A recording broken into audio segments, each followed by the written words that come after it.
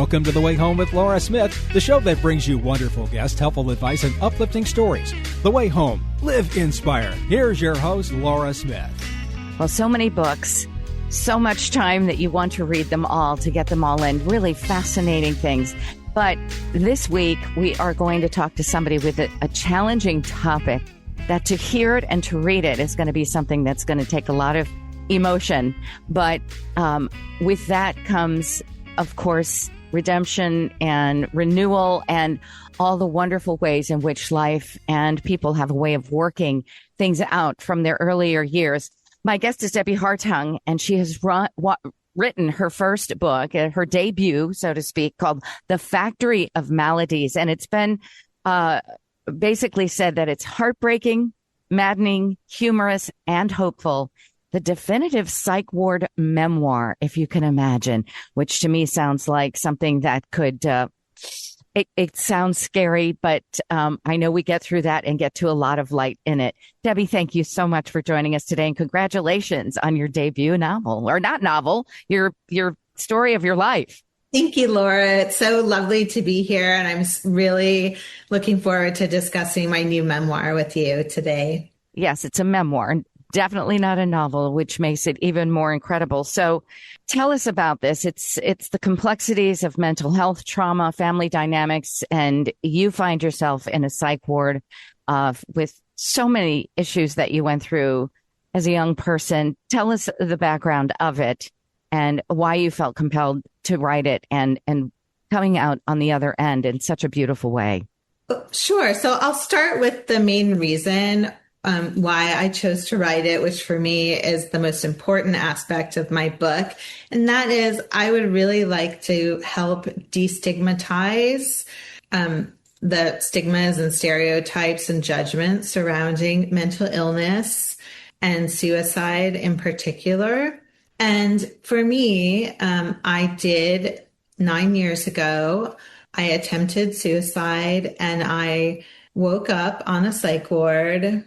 And I had no idea how I had arrived there. The only reason I knew my name was because it was written on my hospital bracelet, and my memory was fragmented and fractured. And throughout my tenure on the psychiatric ward, which was a week, I pieced together what led up to my suicide attempt. And I also, within that week, was able to find a sense of purpose and healing within some very dark and trying times. Debbie, how old were you when this happened? I was 37. And so this is a culmination. What landed you at that place in your life when you felt like it was impossible to go on? What was leading up to that? I know you had some major trauma in your childhood and such. What were some of those things that you can share? Yes, there was trauma from an early age, but I think the most, what stands out the most in my past has always been that I've suffered from major depressive disorder and anxiety. And that is simply just from unbalanced brain chemistry. There's nothing I really could have done to prevent it. And so with that stage being set, I'll also say that I'm an overly trusting person, and I'm sort of the eternal optimist sort of character. And I was cherry-picked for a New Age group by my aunt about 10 to 12 years ago. And she thought that this group could be, beneficial in healing some of my wounds that, we all have.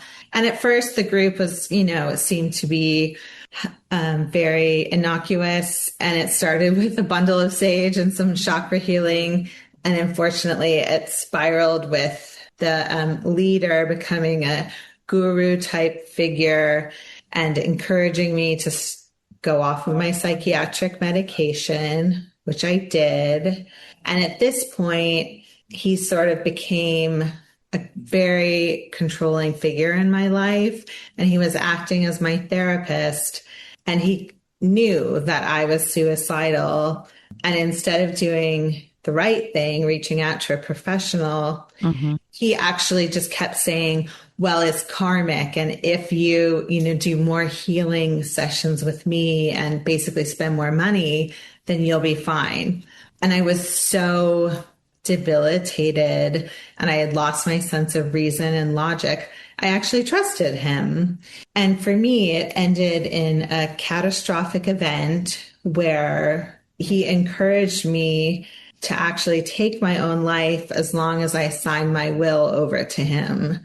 So this is, and it's, in retrospect, I think, well, how could I believe that? But I was so, just so unbalanced in my brain chemistry and so desperate to heal that I couldn't really work out what was right or wrong. And it just so happened that my husband was out of town and he just really took advantage of me in a really terrible manner. And I did make a call for help, but the person on the other end panicked and hung up on me. And so that was the last thing I remember. And then I awoke on the hospital floor. And this is just something that it's hard to even imagine that this exists in our world.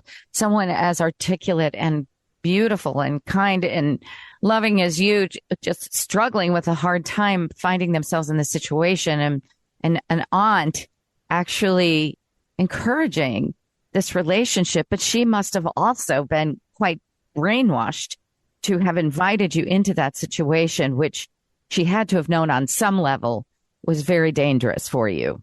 Yes. And that's one of the more heartbreaking aspects of my story is that she, even after I confronted her when I was released from the psych ward, she really actually still chose the cult over me. And I firmly believe that this is because to expose her guru and to actually believe in his, dishonesty and his greed and corruption would be to sort of say the last 30 years of her life were worthless because she spent all of her time, money, everything with this group. So instead of realizing the truth, it was just easier to just shut down and just block it out and say I was wrong. Right. And is this cult, is it still in existence today? Were you able to get any sort of legal and, measures taken against them so that they couldn't continue to do this, or are they still in existence? I'm not sure. I don't know if they're still in existence. I have heard some things that they might have disbanded, and I'm certainly hoping that that's the case. Mm-hmm. Absolutely. So you woke up in the psych ward. Yes. And it was not, from what I've read, not something that was a healing atmosphere in any stretch of the imagination. What happened to you there, and how were you able to work out of that afterwards, after this traumatic, suicide attempt, and then in this place? Tell us about the actual psych ward. Yes, I would love to enlighten you and your listeners, because when I think of a psychiatric ward today, I have, sort of a regular hospital ward in my head with mental health specialists. But what I encountered was very closely related to a jail. I awoke on a dirty mattress with threadbare sheets in a dirty, dim room with bars on my window. And I was in a pair of dirty scrubs and slipper socks, and all of my belongings were taken away. And I was just left with some travel-sized toiletries and my bracelet. And as the week progressed, I met with a doctor, I met with occupational therapists and nurses. But what struck me was that most of the people that were in charge of my care seemed way out of their depth, and they lacked the training, compassion, and empathy to actually deal with patients in a mental health crisis. And it wasn't just me. It was, from what I could tell, almost all of the other patients were treated in this manner. And to give you an example, I was in the same hospital on a different floor, obviously, a few years before my tenure on the psych ward. And I had a problem with my ovaries, and I spent 4 days in the hospital. And I was given fluffy pillows, heated blankets, morphine for my pain, and round the clock compassionate nursing. And yet the only thing that changed when I was on the psychiatric ward was my diagnosis. And that diagnosis and that ward of the hospital, it was a shock to my system, actually, to see that that's how people are treated to this day. I have heard of this through other friends who've experienced similar things. And I'm in shock because you think it's something from one of those movies, from back in the 70s and 60s, that talk about these. You don't think that they're still there, but how can they be? You were in San Francisco when you were at this psych ward? Yes, that's true. And it was a publicly funded psychiatric ward. So I think that's the key, is that publicly funded wards, are underfunded, understaffed, undertrained. And it's basically, they're there to stabilize patients and then release them as quickly as possible. So what were you able to, you said you were there 1 week. And during this time, did your husband know where you were, and was he able to help you?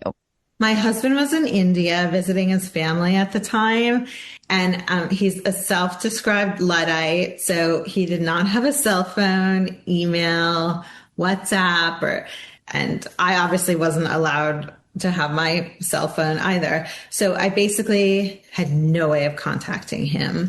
And when I was in the emergency room, my aunt had connived to become my medical power of attorney. So she was trying to keep me in, essentially. And, I was desperate to get out. So it was this clash of wills, so to speak.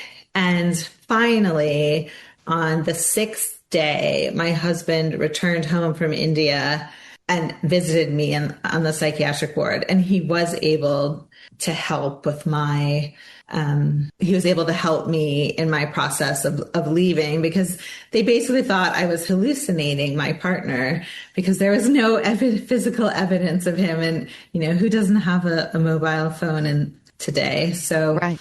Yeah. Really incredible. So thank goodness for that.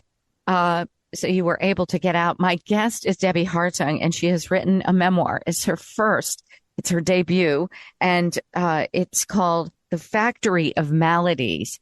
And so much to learn here about some of the systems in this country that are still in process. And it's just hard to imagine. It reads like a horror film, but indeed you were able to come out. Let's talk about your recovery, your recuperating, and what happened to you. What was it? I know that you are heavily involved with the arts and creating art and beautiful things. What was it, besides having your husband get you out of that facility, that was able to sort of enlighten your life and turn it around to where it is today? Well, the actual enlightenment, funnily enough, happened on the psychiatric ward. And although my story does seem bleak in the beginning, there is a lot of dark humor woven in throughout my memoir. And there's also a lot of compassion. So I just want readers to know that those are also apparent in the book. And so to answer your question, when I was on the psychiatric ward, there was a very kind nurse who sort of took me under her wing, and she read somewhere like deep in my file that I was a writer. And one night I was trying to go to sleep, which was incredibly hard to do, as you can imagine. And I had this sense that somebody was in the room with me, and I turned and she was standing over my bed. And I was terrified at first, very frightened. And she went like this. So I was even more scared, but she handed me a blank notebook and a miniature golf pencil. And she just said one word to me, write. And in that moment, although my brain was so hazy and my cognition had suffered such traumas, I understood what she meant, that she wanted me to write my story and to share it. And something clicked on such a deep level for me during that magical moment. And then she quickly ran out of my room because she broke every single protocol that was on the books to do that for me. So when I was in outpatient therapy and began creating again, I remembered that. And I felt like if she did that for me, the least I could do is share my story with others. And so, was there a major catharsis for you and healing that took place within writing your memoir? Oh, yes. Writing my memoir was the ultimate catharsis. And in the beginning, it was actually very triggering because I had severe PTSD from my hospitalization. And the more I wrote, the more the flashbacks occurred, the more the memories haunted me. But rather than just try to shove them down or over medicate myself, I actually just channeled my all of it, all of my emotions in a stream of consciousness style journal. And it took 7 years because I would write and then need a lot of therapy and treatment. But in the end, I noticed that the panic attacks and the flashbacks stopped, and it actually felt really good and healing to write. Huh. That's wonderful to hear. And at this point, how would you describe your life, your purpose, and your healing journey? Where do you feel that you're at this point, and what hope can you give to others that maybe have struggled with something similar or are currently with watching a loved one or themselves are going through some type of very difficult mental trauma and just tragedies like this? What can you say to them? Well, firstly, I just like to say to anyone that has suffered, is suffering, that although you may feel incredibly alone, you are not. There are many, many people who have also suffered and have found a way out. So I just really encourage anyone that's suffering, and friends and family, loved ones, to really reach out, to interact, to not run away from those that are in emotional distress and in pain, and to try to advocate on their behalf. Because in my experience, I was so depressed, I couldn't even ask for help. Right. So I think there's a lot that can be done so that people don't have to suffer the institutionalization that I did. Yes, indeed. And now, are you kind of living a lot of your dreams and goals and purpose in life? Are you at a good place? I am. I am in a wonderful place. And I really owe a lot of it to returning to my psychiatric medication, which has given me a foundation for a great life, to outpatient therapy, which taught me how to really exist in the world again after being so withdrawn. And I'm lucky in that I do have a loving partner and family and friends. And although I pushed them away during my darkest hours, they were right there for me when I was ready. So, yes. And so writing the book and beginning to paint again have been great joys in my life. That's beautiful. And I feel very grateful to hear this. It's very touching and moving. And that you're also, this memoir is going to serve to help people and continue to help you on your journey as well. And I just thank you for sharing it, because it would be much easier perhaps not to deal with any of it at all and continue on. But you didn't, and you've turned your life around, and you found that your support is there. For people who want to find The Factory of Maladies, I'm sure it's found wherever fine books are sold, Amazon and the rest of it. Yes, that's true. Amazon, BarnesandNoble.com, and bookshop.org. And you can also ask your local independent bookstore to order it. I hope you do an audio version of it as well. Do you have one? I do not, but that's a really good idea. I just need the perfect person to read it. I think that person might be already with the gorgeous voice I'm hearing on the radio right now. Just a thought. Yes, very good point. I was hoping I could, get out of that one, but yes, it does seem like a project on the horizon. That is just wonderful. Again, the book is called The Factory of Maladies. There is some humor in it, also very scary moments and redemption as well.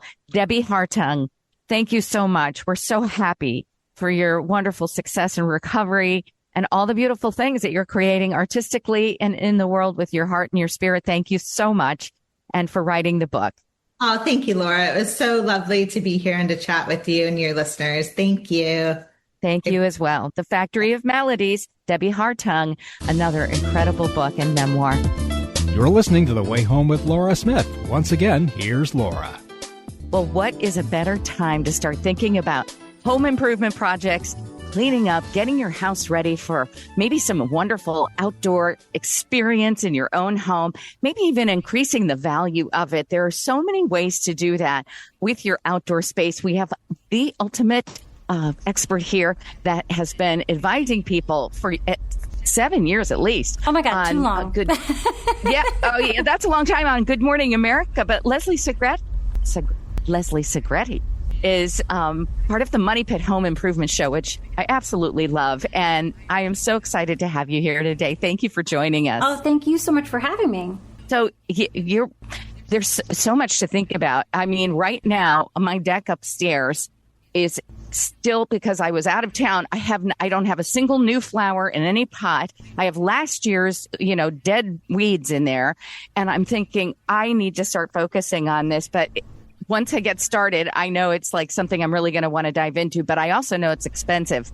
And so I try to find ways to, save money in making my pretty deck that's in my new house look beautiful. Give us some tips. Yeah, there's a lot you can do. And this time of year, you should be doing your normal deck maintenance. So if you have a deck that's attached to the home, you want to check that plate, make sure everything is attached correctly. You want to look for any warped or twisted boards. You want to make sure that the railings are securely attached.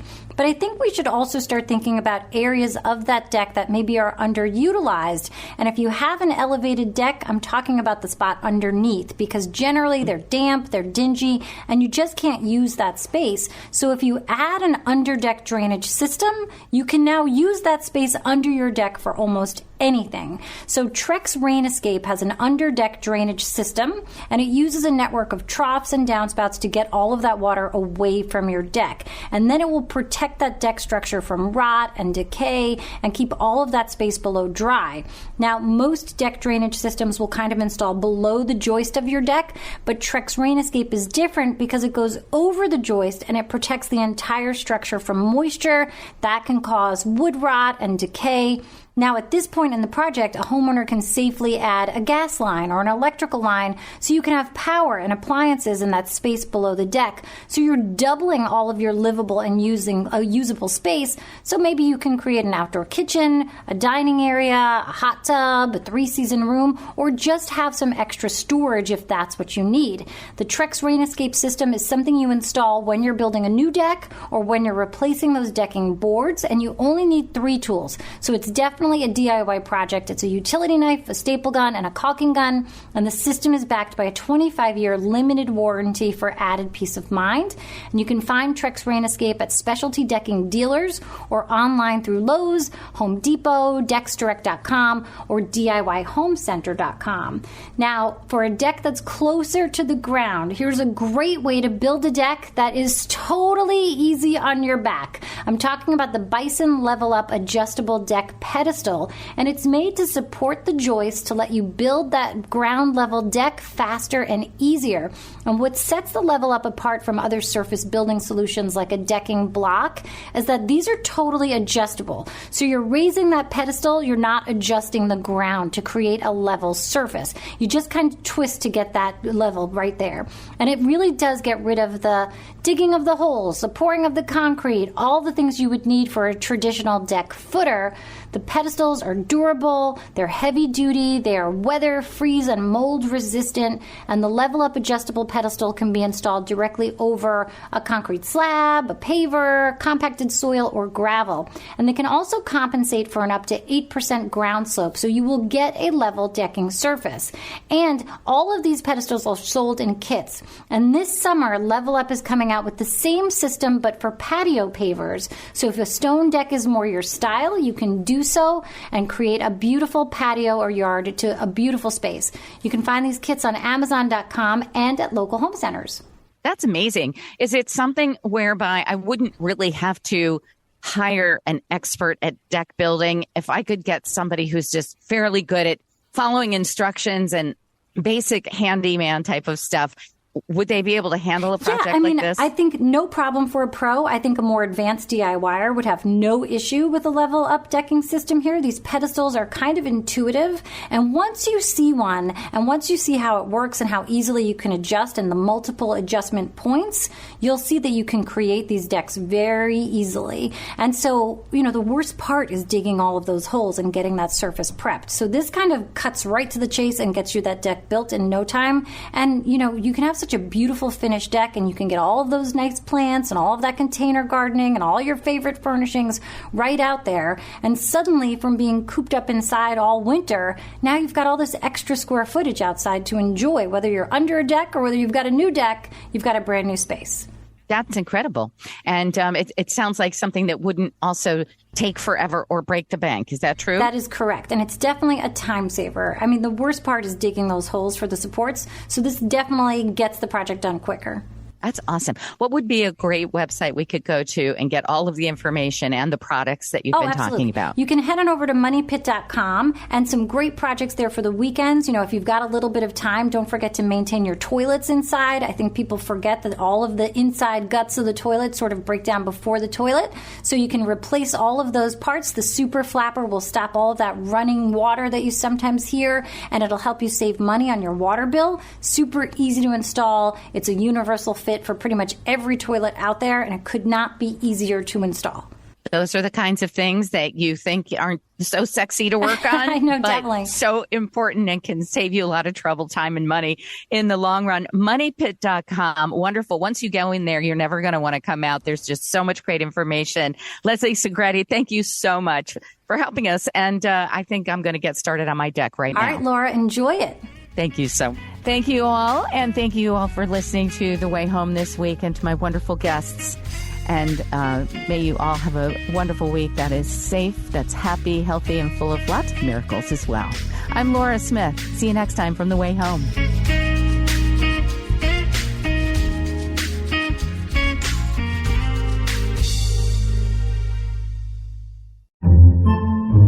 Podcasts by Federated Media.